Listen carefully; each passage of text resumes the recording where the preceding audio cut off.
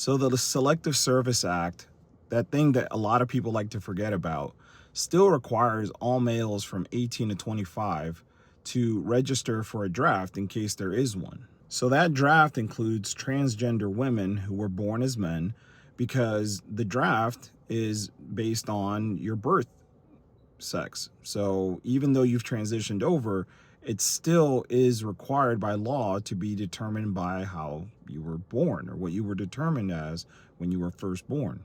That draft, though, currently doesn't include trans men or people who have transitioned into manhood. Until you get to the draft, everything really is a culture war, right? So one restaurant can choose to have bathrooms for everyone, the other one could not. So it really becomes a culture war.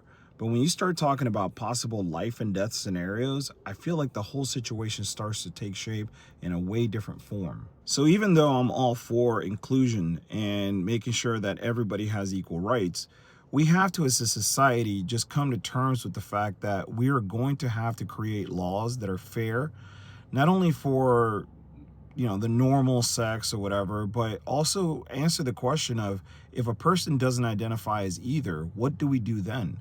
Do we change back and forth, or what's fair to everybody? And I personally don't know the answer to that. It does start to create a big question for the courts and a question for society about the role of duty, the role of the law, and what we are and aren't going to accept. That it's no longer a cultural question, but a legal question and a question of fairness. At the end of the day, the Selective Service Act is just one example of how we need to address the fact that there are responsibilities that come with rights.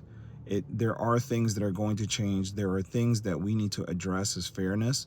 And this mess is just a perfect example of how we are not even close to figuring out all of the things that we need to for this argument.